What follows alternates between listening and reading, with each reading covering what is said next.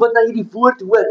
U het 'n woord as 'n vader vir die seuns wat aan tafel moet kom sit, die dogters wat huis toe moet kom.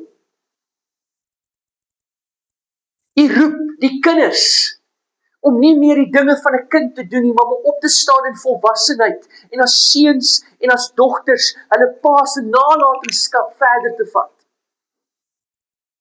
U het ons geskape na u beeld en u gelykenis om soos u te wees. U is ons Vader. U wil hê ons moet in die voetspore loop. U wil hê ons moet met dieselfde autoriteit, dieselfde krag, met u identiteit wat op ons as 'n afdruksel is, Here, beweeg en doen. U roep ons om met autoriteit op te tree. En vanoggend bid ek dat u die woord sal oopbreek op 'n wyse wat getrou is aan die roeping wat u het vir ons. In Jesus naam. Amen. Ek glo die Vader het 'n soeke na die openbaarmaking van seuns en dogters.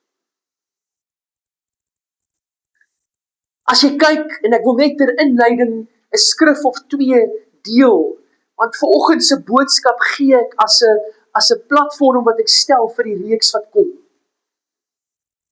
En ek voel regtig dat die Here in hierdie seisoen en hierdie tyd met sy kerk wil praat oor vaderskap, en met sy kerk wil praat dat ons as kerk uit ons slawe mentaliteit moet uitkom en opstaan in die seunskap. En as ek praat vanoggend van seunskap, bedoel ek daarmee ook dogterskap. Want die woord praat baie van seunskap. Hy sluit nie die dogters uit nie, maar dit gaan oor die autoriteit wat 'n seun moet opneem in sy pa se huis. Ek is nie meer 'n kind nie. Ek is nou 'n seun. Ek is 'n jong man. En die Here roep my om 'n vader te word in sy koninkryk. Om geestelike seuns en dogters op te rig. So God roep jou as kerk tot seunskap.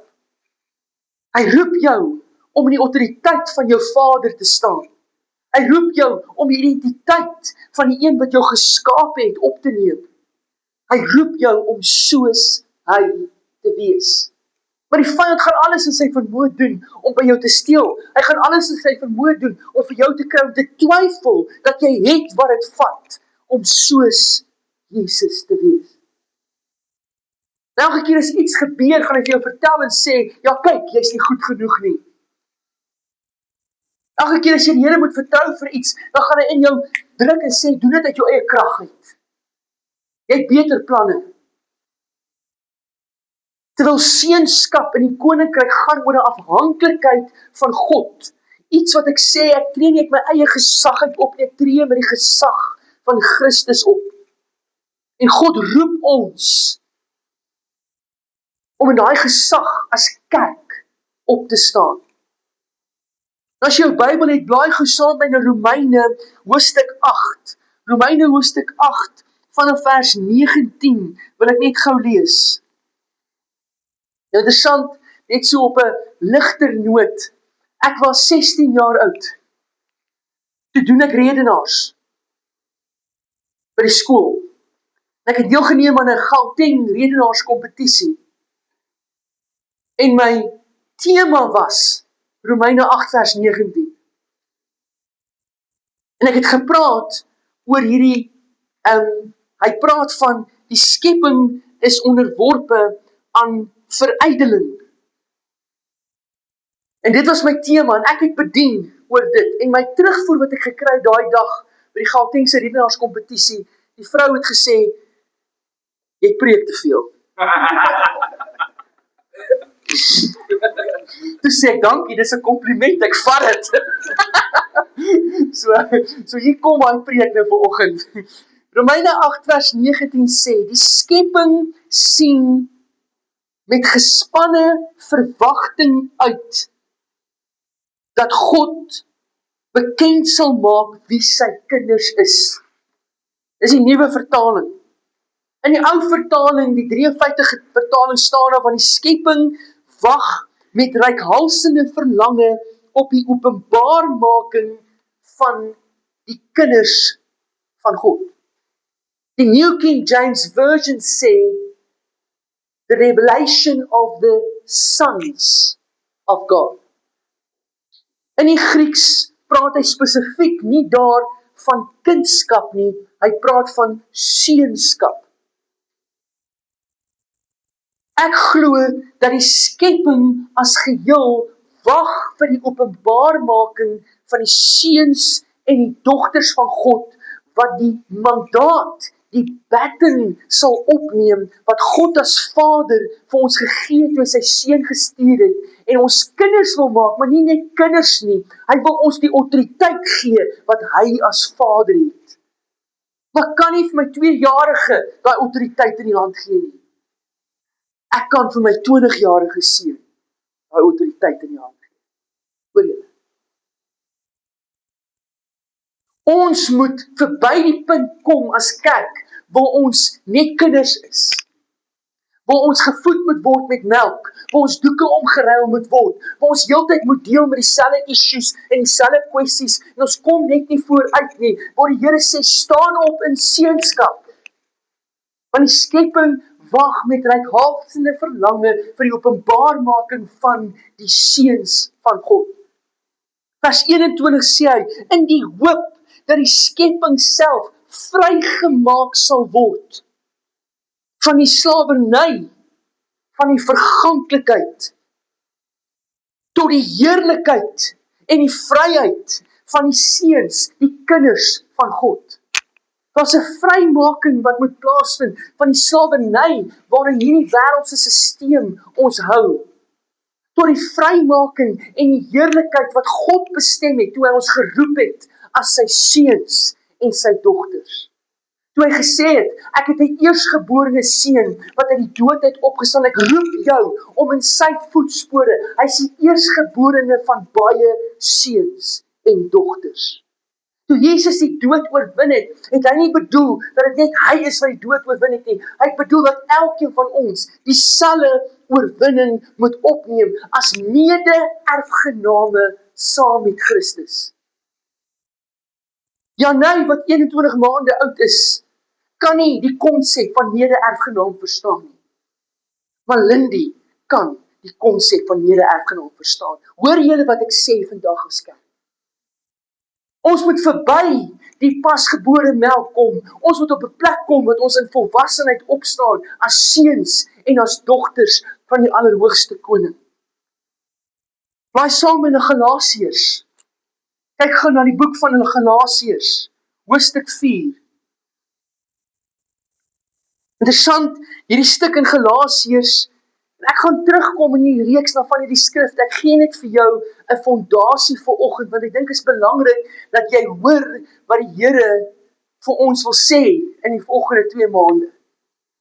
Hierdie is 'n geweldige, belangrike woord wat die kerk moet opneem.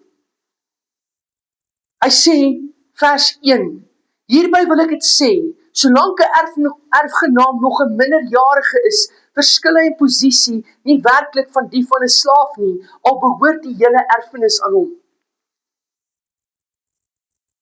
Terwyl 'n erfgenaam nog 'n minderjarige is, verskil hy nie in posisie van 'n slaaf nie. Want die slaaf wat oor die huishouding aangestel is, moet toesien dat die minderjarige kinders in self gedra.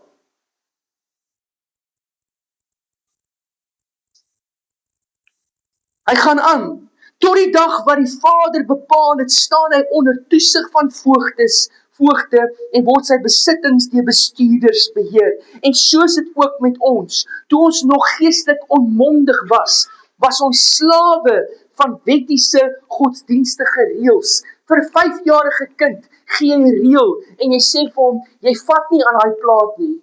Jy gaan jou hand brand. Maar ek verstaan nie, papa, hoekom moet jy wat ek sê, jy vat nie. Kyk my in die oë. Want jy moet 'n kind leer op 2 en 3-jarige ouderdom om sonder om te dink, te luister wat papa sê. As papa sê stop, moenie oor die straat hardloop, moet hy kind stop. Hy moet die gesag en autoriteit van sy pa vat. Stem julle saam? Maar met 'n tiener moet jy waaragtig begin verduidelik hoekom jy sê nee. Want hulle gaan met jou redeneer. Hulle gaan wil weet waaroor gaan hierdie ding.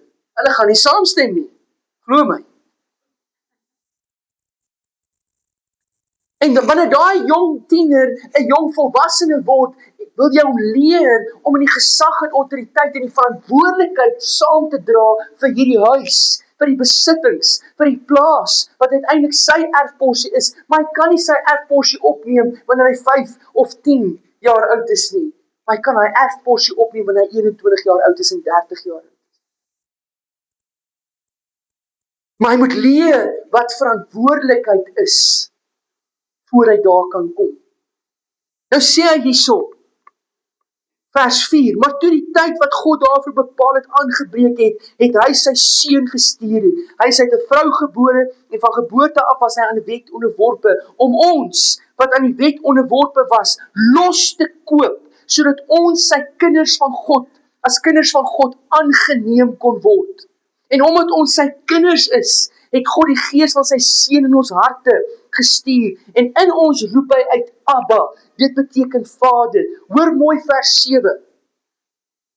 Jy is dus nie meer 'n slaaf nie, jy's nou 'n kind van God, en omdat jy 'n kind is, het God jou ook sy erfgenaam gemaak. Sê gou agter my aan, sê ek.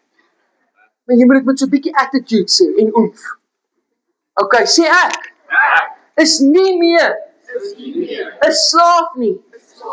Ek is 'n kind van God. Ek is 'n mede-erfgenaam saam met Jesus. Nou as jy dit hoor, en as jy dit verstaan, wat kindskap, maar uiteindelike seunskap behels, dan gaan jy ophou om uit vrees op te tree. Jy gaan ophou om in vertwyfeling heen en weer geslingerd te word deur elke golf wat jou op en af wil klap.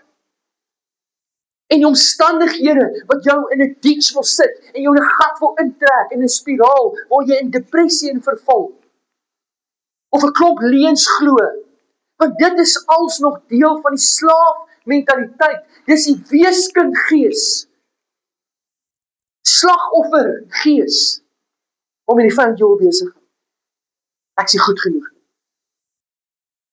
Terwyl God sê jy is tot alles in staat deur Christus wat jou die krag gee. Maar jy moet jou autoriteit, jy moet jou posisie in Christus opneem. Nie dink ek het gearriveer nie. Dit gaan nie oor hoogmoed nie. Want 'n seun verstaan, hy's nederig. Want hy het 'n pa wat hom geleer het wat dit beteken om 'n servant leader te wees. Hy het die gesindheid van Christus opgeneem. Hy loop in die voetstappe van Jesus. Hy's bereid as man om te sterf vir sy gesin en sy vrou en sy kinders. Ek praat nie hier van die wêreldse manier van opstaan en jouself laat geld en vir almal wys nie. Nee, nie uit jou eie krag uit nie, maar in afhanklikheid van die krag van Christus. Jy's nie meer 'n slaaf nie, jy's 'n kind. So ek wil jou aanmoedig om in die volgende 2 maande prioriteit te maak van ons dienste. Ek wil jou aanmoedig om in te skakel by ons kursus wat die 26ste April begin, want ek voel die Here wil die kerk oprig om uit 'n slaafmentaliteit uit los te breek in seunskap. Blaai nou saam met my na Lukas, hoofstuk 15. Vanoggend praat ek oor die hart van 'n vader vir 'n verlore seun, maar ek wil eintlik sê die vader se soeke na sy seuns. Lukas 15 vanaf vers 11 tot 32. Nou as jy YouVersion aan het, maak oop op die boodskap vertaling. Ek gaan vir ons lees uit die boodskap vertaling. Ek deel die verhaal met ons. Toe vertel Jesus nog 'n verhaal. Eendag was daar 'n man met 2 seuns.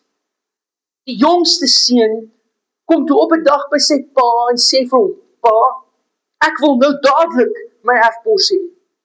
Ek wil nie wag dat pa eers doodgaan nie." Hoe arrogant. Die pa het sy goed verdeel en vir elke seun sy erfporsie gegee. 'n Paar dae later het die jongste seun sy goed gevat en pad gegee. Hy het 'n ander land gaan bly. Daar het hy sy erfporsie uitgemors. Hy het die een wille partytjie na die ander gehou en gedoen net wat sy hart begeer. Kort voor lank was al sy geld op. Toe breek daar 'n groot hongersnood in die land uit, sodat die jongman niks gehad het om te eet nie. Hy het later gaan werk vir iemand wat in daardie land bly. Al werk wat hy vir die jongman gehad het, was om varke op te pas. Later was die arme man so honger, dat hy selfs bereid was om die varke se kos te eet. Maar die eienaar het geweier. Op 'n dag sit die jongman toe by homself en dink, wat vang ek aan met my lewe? Selfs my pa se slawe daar op sy plaas het 'n beter lewe as ek. Hulle het almal oorgenoeg kos om te eet, maar ek het nie eens 'n stukkie droë brood om my honger te stil nie. Hier sit ek en sterf van ellende. Vandag nog gaan ek terug na my pa se huis toe. Ek sal vir hom sê, pa, ek het baie lelik met pa gemaak. Ek het ook nie na God geluister nie. Ek verdien nie om langer pa se seun te wees nie. Vat my asseblief terug as 'n doodgewone werker hier op pa se plaas. Die jong man het toe teruggegaan na sy pa se huis toe. Toe hy nog 'n hele end van die huis af was, het sy pa hom herken. Hy was so bly dat hy dadelik na hom toe gehardloop het. Toe hy by sy seun kom, het hy hom omhels en hom gesoen van blydskap. Toe sê die seun vir sy pa, pa, ek het baie lelik met pa gemaak. Ek het ook nie na God geluister nie. Ek verdien nie om langer pa se seun genoem te word nie. Maar die pa het gou vir sy werkers gesê, gaan haal die beste stel klere in my kas en bring dit vir my seun. Vat ook 'n ring en 'n paar goeie skoene en gee dit vir hom. Ja, en gaan slag gou daardie kalf wat ons lankal vet maak vir 'n spesiale geleentheid. Vandag gaan daar fees gevier word. Ons gaan eet en lag en bly wees, want my seun is terug. Ek het gedink hy is al dood, maar kyk, hy leef. Hy was weg, maar nou is hy terug waar hy hoort, in sy pa se huis. Die ouer broer het nie geweet sy broer is terug nie, want hy was buite in die veld. Toe hy naby die huis kom, sien hy dat daar 'n groot partytjie op die plaas aan die gang is. Van ver af kon hy die musiek hoor en al die mense wat fees vier en dans. Hy roep toe een van die werkers en vra, wat is aan die gang? Jou broer is terug, antwoord hy. Jou pa is so bly dat hy daardie vetgemaakte kalf geslag het om dit te vier dat jou broer lewend terug is. Maar die oudste broer was so kwaad hieroor dat hy nie eens sy broer wou gaan groet nie. Toe sy pa daarvan hoor, was hy hartseer. Hy het na sy oudste seun toe gestap en vir hom gaan vra om saam met hulle te kom fees vier. Vir wat? Vra hy. My lewe lank doen ek alles wat pa wil hê. Nog nie een dag het ek geweier om te doen wat pa sê nie. Tog het pa nog nooit vir my 'n partytjie gehou nie. Pa het nog nie eens vir my gesê om 'n paar van my vriende oor te nooi om by my te kom kuier nie, maar toe daardie ander seun van pa die bloute hier opdaag en hy al pa se besittings uitgemors het op 'n spul straatvrouens en dronkpartytjies, word die heel beste kalf op die plaas vir hom geslag. Ek kan dit nie glo nie. Toe antwoord die pa, my kind, wat praat jy alles? Jy is dan my eie vlees en bloed. Alles wat ek het, is joune. Maar vandag vier ons fees oor jou broer, want hy was dood, en nou lewe hy weer. Jou broer was weg, maar nou is hy terug, in ons huis, waar hy hoort.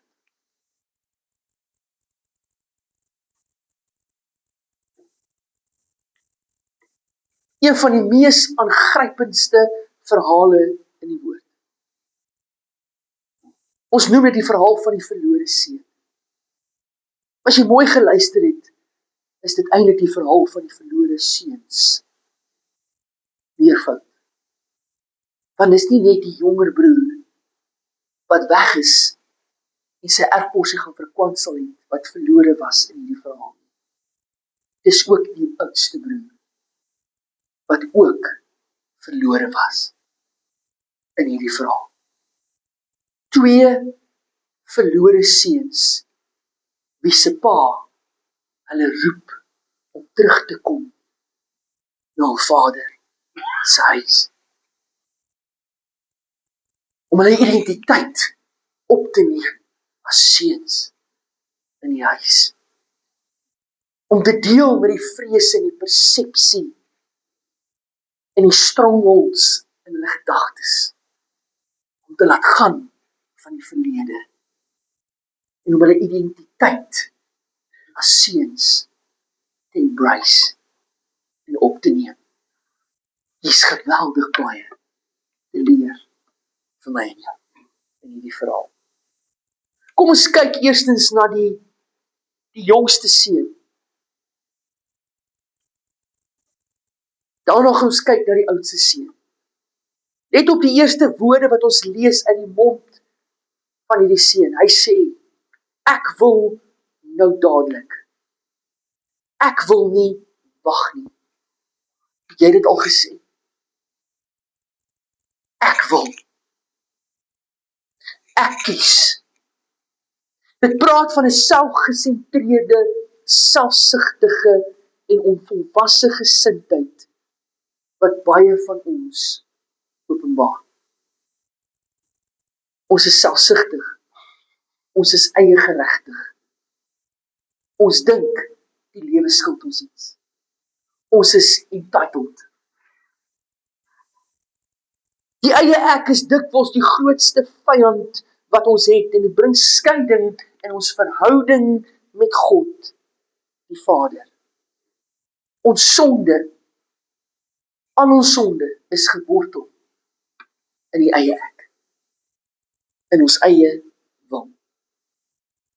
Van die grootste foute en besluitneming word gemaak omdat ons nie wil wag nie. Ons is ongeduldig. Ons is ongeduldig vir die beloftes van God om tot vervulling te kom, vir sy roeping wat hy gesê het hy vir ons het, maar nou gebeur dit nie. Daarom neem ons die saak in ons eie hande. Ons tree op uit 'n plek van ongeduld. God se tydsberekening en ons tydsberekening verskil dikwels. Want ons verstaan nie hoekom hy nog besig is met karaktervorm, terwyl ons dink ons moet al kan hardloop. Die Vader in hierdie verhaal moes sekerlik geweet het wat in sy jongste seun se hart aangaan. Tog het hy nie geskroom om eenvoudig net toe te gee aan sy eise nie. En vir hom die erfporsie eenvoudig net te gee. Net wel, hy het op daai oomblik die erfporsie verdeel tussen beide seuns. Uiteindelik alles wat hy het gegee vir sy seun. En vir 'n seun wie duidelik onvolwasse was in sy hart, sommer net alles te gee. Terwyl die pa eintlik geweet het, hy is nog nie reg daarvoor. En baie keer doen die Here dit met ons. Hy gee vir ons eintlik alles in die hand. Maar hy weet, ons is nog nie reg daarvoor. Hy weet, ons gaan nog val. Het gisteroggend, wanneer was dit, vanoggend, gistermiddag iewers, het Janey aangehardloop gekom, die volgende toe gly sy, just toe. Konk. Ja, nee. En dis wat met ons gebeur. Die Vader weet, ons is nog nie opgewasse vir dit wat hy in ons toevertrou nie. Tog skroom hy nie om oor ons te profeteer, die roeping wat hy vir ons het, terwyl ons nog nie volwasse genoeg is vir die roeping om tot vervulling te kom. Daar moet nog karakter gebou word. Daar moet nog tyd verloop. God staan dikwels terug en laat ons toe om foute te maak. Al weet hy, ons maak verkeerde besluite en dit gaan hom geld uit die sak uitjaag. Want hy wil hê dat ons self uit vrye wil moet kies vir geregtigheid, moet kies om te onderwerp aan hom. Iemand het een keer gesê, daar's 3 R'e, sover dit sonde aangaan, wat meeste van ons manne tuister. 3 R'e, Peter. Die eerste R is rykdom. Pas op vir rykdom. Die tweede R is roem. En die derde R is rokke.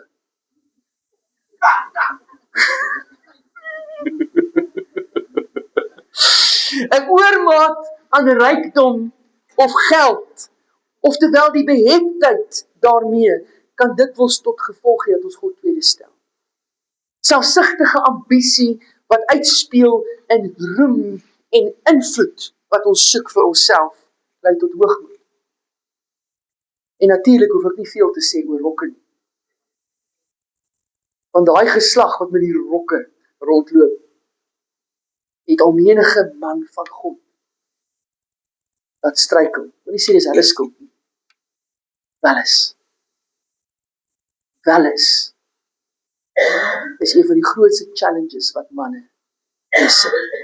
Wanneer ons oë nie meer op God is nie, en ons verhouding met hom nie prioriteit geniet nie, dan is ons maklike prooi vir die strikke wat die vyand ons stel. Sien dit met Dawid. Dawid het op 'n stoep gesit op sy paleis, terwyl hy by die oorlogsveld moes wees, en hy het gesit, en hy het niks, hy was verveeld, en sy oë het gedwaal. Dit wel is vir hom gelê wag. Die gevolg egter van iemand wat homself oorgee aan hierdie selfsugtige begeertes, is dikwels dat hierdie persoon op 'n plek opeindig waar hy alles verloor, waar hy honger is en waar hy verneder is. Huwelike word opgeëis, egskeidings vind plaas. Diep gewortelde seer, besighede kom tot 'n val. Koninkryke, aardse koninkryke, tuimel in mekaar. Dit kan ook wees dat hierdie persoon steeds genoeg geld het, maar sy gesin het hy in die proses verloor. En hy is geestelik honger en leeg aan die binnekant. God laat dikwels dinge toe om so ver te gaan, want God wil ons op 'n plek kry, waar ons soos hierdie seun in hierdie verhaal sê, wat vang ek aan met my lewe? Waarmee is ek besig? Ek moet tot besinning kom. Die keerpunt in die lewe van die jongste seun het gekom, toe hy op sy laagste laag was. Toe eers het sy oë oopgegaan. Toe eers het hy tot nuwe insigte gekom, tot die oortuiging gekom van sy sonde, en hy was bereid op daai punt, wat hy niks gehad het, waar hy desperaat genoeg was, om te sê, Here, help my. Ek sal teruggaan na my pa, ek sal vir hom sê, ek is nie waardig om pa se seun genoem te word. Hierdie seun se woorde vandag nog praat van die erns wat daar by hom was om sy lewe onmiddellik om te draai. Hy wou nie 'n oomblik langer wag nie. Moenie dink ek gaan môre my lewe omkeer. Moenie dink ek gaan wag. Ek sal iewers tot inkeer kom nie. Hy was bereid om enigiets, selfs die ergste gevolge vir sy aksies te dra, selfs al beteken dit, hy's bloot 'n slaaf, 'n werker in sy pa se huis. Hy het gevoel, hy verdien nie meer om sy pa se seun genoem te word. Hierdie jong man was op 'n plek van gebrokenheid, verootmoediging, en dit is die beste plek waar jy kan wees. Wat vir my amazing is, dis asof hierdie pa op sy stoep gesit en wag het. Dis asof hy elke oggend op die horison begin uitkyk het. Dis asof hy elke oomblik wat hy kon verwag het, dat hy seun van hom enige oomblik aangestap sou kom. En toe dit gebeur, het hierdie pa hom onmiddellik erken. 'n vader herken 'n gebroke hart van 'n seun wie werklike berou toon vir sy verkeerde optrede. Ons Vader sal ons herken wanneer ons in berou kom, met oop arms na hom toe. Die pa was so bly oor sy seun se terugkeer dat hy onmiddellik opgespring het en hom tegemoet gehardloop het. Hy het hom ingehardloop en hy het hom omhels en hy het hom gesoen van blydskap. Amazing, die fisiese kontak tussen 'n pa en 'n gebroke seun. Die seun het nie geskroom om onmiddellik te begin met sy belydenis nie. Ek is nie waardig om pa se seun genoem te word nie. Ek het pa teleurgestel, ek was ongehoorsaam. Ek het God teleurgestel. Want ten spyte van die seun se optrede en juis as gevolg van sy gebrokenheid, het die pa nie eers geluister na wat hy verder te sê gehad het nie. Die pa het hom in die rede geval met onvoorwaardelike, radikale liefde en vergifnis. Omrede die seun nie uitgestel het nie, maar onmiddellik vandag nog teruggekeer het die pa gesê, vandag nog moet ons fees vier. Die beste stel klere het hy gesê. Gaan kry die beste stel klere in my kas en trek dit vir my seun aan. Daai beste stel klere praat vir my van 'n nuwe lewe, geregtigheid, vryspraak wat hierdie seun kom ontvang het. 'n Ring aan sy vinger praat vir my van herstel van die identiteit as seun in sy pa se huis, as die verteenwoordiger van sy pa se eer en sy pa se naam. 'n Paar goeie skoene praat van 'n nuwe lewenswandel waarop hierdie jong man gaan. 'n Wandel in geregtigheid. Die vetgemaakte kalf praat van die herstel van verhouding en fellowship tussen 'n pa en 'n seun. God wil herstel bring. Hierdie seun was as dit ware dood vir sy pa, maar hy lewe nou weer. So was ek en jy ook geestelik dood vanweë ons sonde, maar in Christus het ek en jy ook 'n nuwe lewe ontvang, met 'n nuwe identiteit en 'n geregtigheidsstand in Christus, met 'n ring van gesag en autoriteit wat hy vir ons opsit, 'n kleed wat hy vir ons gee, skoene aan ons voete wat hy vir ons aantrek. Ons moet net daai identiteit opneem. Ons almal hoort in ons Vader se huis. Efesiërs 2 vers 19 sê, ons is dus nie meer vreemdelinge nie.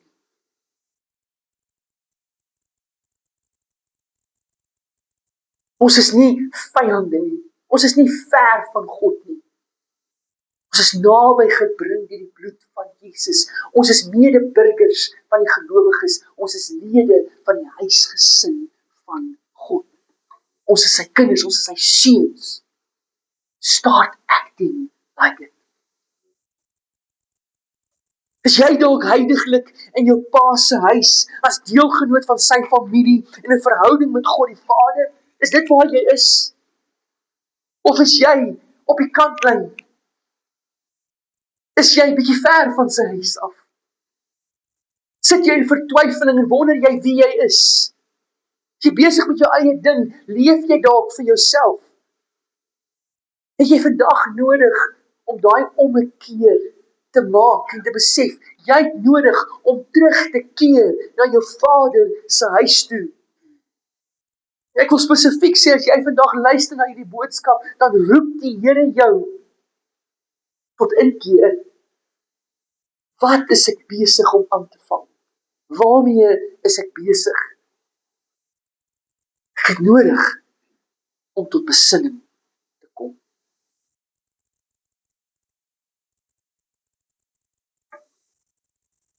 Kom ons kyk na die oudste seun. Die oudste seun het al die jare by sy pa se huis gebly. Hy sy pa se reputasie nie weggegooi nie. Hy was getrou. Hy was hardwerkend. Hy was daar. Hy het altyd gepitch. Hy het getrou gedoen wat nodig is om die boerdery in die gang te hou, die instandhouding te verseker. Hy klink soos iemand wie in 'n Christenhuis groot geword het. Altyd getrou kerk toe gegaan het. Godsdienstige verpligtinge nagekom het. 'n tipiese kerkbywoner. Kerklidmaat. Gelowige mense. Toe sy jonger broer teruggekom het, was die oudste seun salig onbewus en besig in die veld. Hy sien toe, daar's 'n groot partytjie by die plaashuis aan die gang, en hy wil weet, wat gaan aan? Toe hy hoor sy broer is terug, dieselfde broer wat sy erfporsie gaan verkwansel het. Natuurlik was daar verwyd, resentment in hierdie broer se hart, want daar gaan sy jongste boetie. En hy los hom by 'n pa wat treur, wat huil oor sy seun wat weg is. En hy moet eenvoudig maar net doen wat reg is, getrou aangaan op die plaas. Maar hier kom sy pa en hy slag die vetgemaakte kalf vir hierdie seun, hierdie rebelse seun. Hy reël 'n partytjie. Hy's onmiddellik natuurlik, briesend kwaad. Hy wou nie eens hierdie broer van hom gaan groet nie. En die pa, toe hy hoor, toe sy hart seer oor hierdie oudste seun van hom, wat altyd so getrou is en hy wil nie saamkom feesvier, maar hy het sy pa verkwalik. Want sy hele lewe lank het hy gedoen wat sy pa wou hê. Maar sy pa het nooit vir hom die vetgemaakte kalf aangebied nie. Nou dat hierdie seun hier aankom, word hy met sulke oop arms verwelkom. Dis mos nie regverdig nie. En dis tipies baie keer wat gebeur met mense wat in die kerk groot geword het.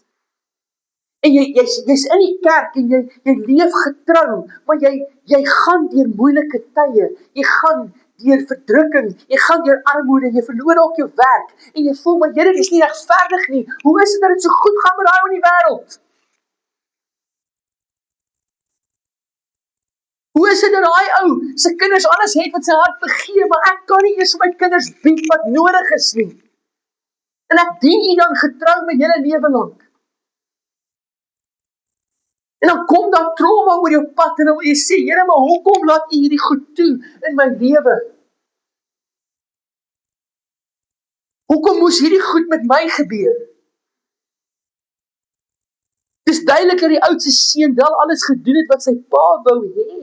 Maar hoor mooi, hy was nie in nabye verhouding met sy pa nie. Hy was daar, hy was godsdienstig, hy het gearriveer, hy was getrou, maar daar was nie intieme verhouding nie, want as hy sy pa se hart geken het, sou hy nie gereageer het soos hy gereageer het nie. Is dit nie? Daar was nie verhouding nie, dit was godsdiens, dit was vorm godsdiens. Dit was verpligting. Dit was nie hart nie. Dis nie die kerk wat jou red nie, julle. Dis nie om kerk toe te gaan en te dink, jy lees jou Bybel, jy doen dit, jy doen goeie goed, jy's 'n goeie mens. Om 'n goeie mens te wees red jou nie. 'n Verhouding met jou Skepper red jou.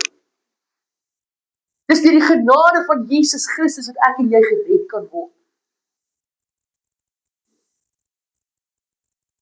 Soveel Christene se geloofslewe is gebaseer op godsdienstige handeling met geen intimiteit, geen verhouding met die Vader. En geen besef van hul identiteit en hul autoriteit as gelowiges in hul Pa se huis nie.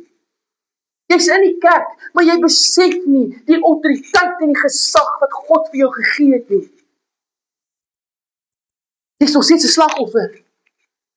Jy's bang en jy vrees vir alles. Jy's vasgevang in 'n slaafmentaliteit terwyl jy 'n kind is in die huis. Jy's nog nie 'n seun. Hulle dink dikwels ongelukkig, want dis wat godsdienst doen. Ek is ten minste beter as die ou in die wêreld. Dikwels regverdig ons aksies En ons verval maklik in geestelike hoogmoed. Want ons is mos in die kerk, groot geword in die kerk. Sulke godsdienstige Christene het dikwels ook geen of min passie vir die verlorenes nie en is vinnig om te oordeel en stadig om genade te bewys. Want ek dink, daai ou wat daar op die straat bedel verdien seker wat ek kry. Daai ou met wie dit so sleg gaan verdien seker wat ek kry. Daar's nie passie in ons harte vir siele nie. Ons is vasgevang in godsdienst. Die oudste seun se woorde, ek kan dit nie glo nie, spreek van sy onvermoë om sy vader se hart vir 'n verlore seun en 'n verlore wêreld te snap. Hy kan nie glo hoekom sy vader so optree nie. Dink aan Jona. Jona kan nie glo dat die Here genade wil bewys vir Ninive. So hy het geweier om gehoorsaam te wees om die evangelie te gaan gee vir Ninive, want net toe kom Ninive tot bekering en hy wil hê Ninive moet brand. Moet die oordeel van God proe, want hulle verdien dit.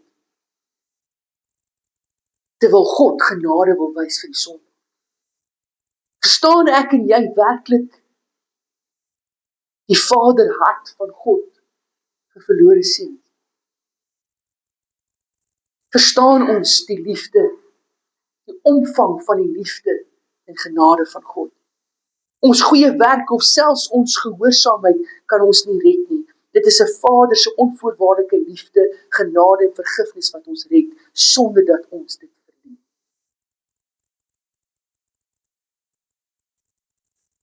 Maar die feit is, ek gaan fonteer. Ek gaan val. En is net deur sy genade wat ek gered is. Daar's nie 'n price tag op God se genade en vergifnis nie. Dit is beskikbaar sonder betaling, sonder verdienste vir elkeen wat glo. Dit is interessant dat die ouer seun sy pa blameer dat hy niks vir hom gegee het nie. Terwyl ons vroeër in die verhaal lees dat die pa al sy besittings opverdeel het en vir elke seun sy erfporsie gegee het. So die oudste seun wat agtergebly het saam met my pa, alles wat sy pa gehad het was syne. So hy kan enige tyd die vetgemaakte kalf gevat het. Want dis sy erfporsie. Dis sy besittings. You've been having it.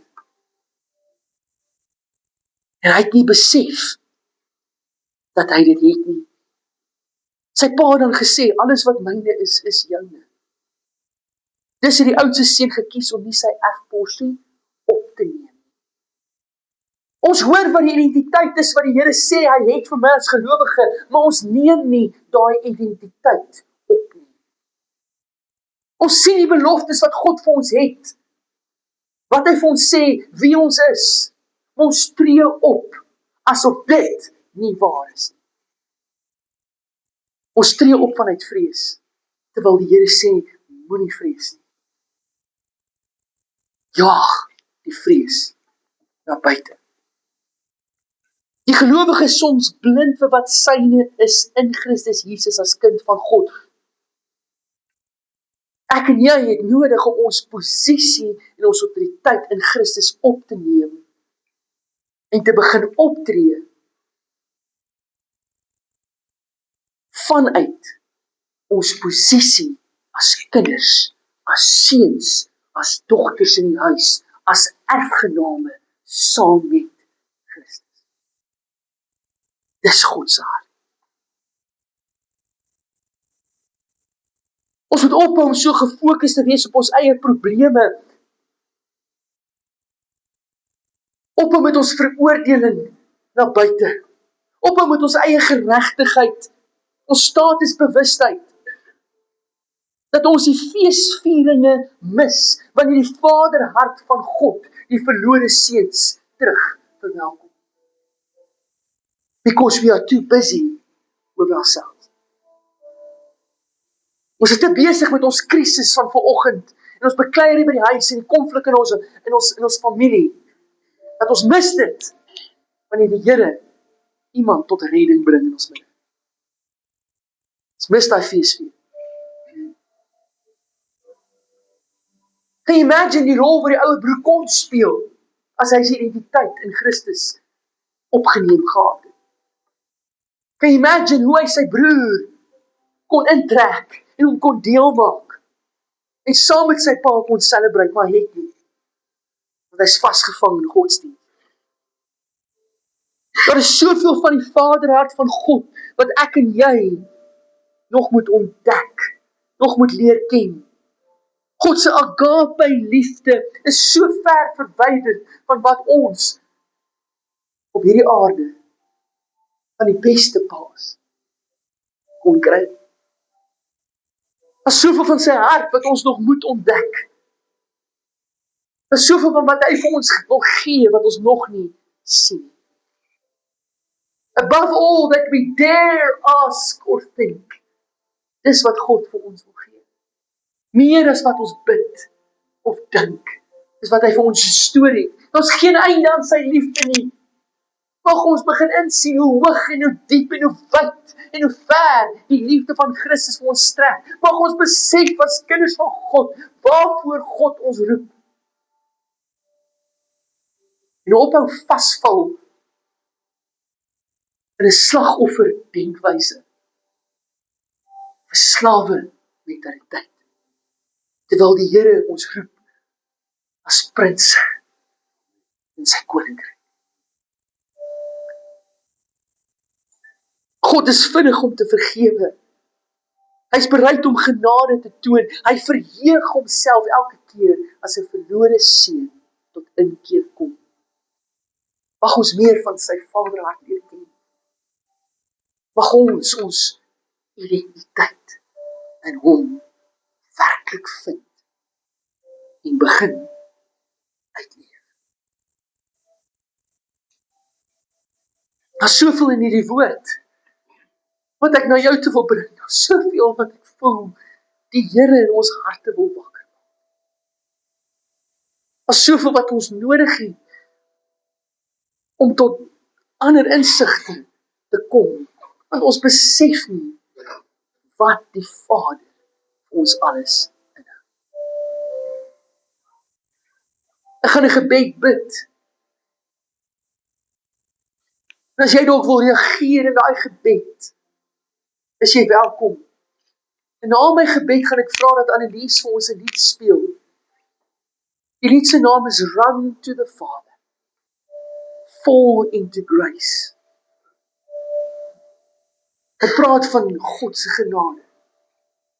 Ek wil bid dat die Here iets van dit sal wakker maak by jou. Ons sluit die oë. Vader, ek weet hier is soveel van ons wat vandag hier sit, wat kan assosieer met hierdie woord. Soveel van ons wat besef, het sy dit die jonger broer is, wat rebels was, wat sy eie kop gevolg het, wat sy geld en sy erfposie gaan verkwansel het, of het sy dit die ouer getroue broer is, wat in sy pa se huis gebly het, miskien 'n getroue kerkganger was, maar nooit werklik die diepte en intimiteit van verhouding met die Vader besef het nie. Here, wees ons genade. Help ons vandag om los te breek uit 'n slaaf mentaliteit, om werklik op te staan as seuns en as dogters van die Allerhoogste God. Ons wil u seuns genoem word. Ons wil u dogters genoem word. Ons wil hê mense moet na ons kyk en sê, ek sien iets van die Vader in jou. Ek sien iets van Christus in jou. Ons wil hardloop met daai identiteit en autoriteit wat Christus ons gee. Vader, as daar mense is hier wat vandag moet losbreek, bid ek dat u harte aanraak. Terwyl die oë gesluit is, as jy sê, Jacques, dis ek daai, ek moet reageer vanoggend. Ek besef ek is vasgevang. Ek moet my identiteit as seun en as dogter opneem.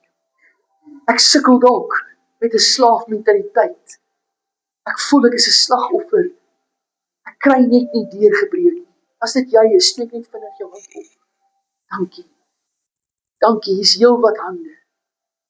Dankie. Dankie, dankie. Ek sien dit. Ek wil net 'n gebed bid vir julle Vader, elkeen wat sy hand opgesteek het. Bid ek dat U iets kom wakker maak. Dat U 'n honger kom wakker maak vir meer. Meer in verhouding met U. Dieper koneksie met U. Meer van U identiteit in elkeen van ons. U kom herstel daar waar die vyand gesteel het. Daar waar daar vertwyfeling en vrees en seerkry is. Dat U herstel kom bring. Dat U genade vir ons genoeg sal wees. In Jesus naam. Amen. Kom ons kyk na hierdie lied.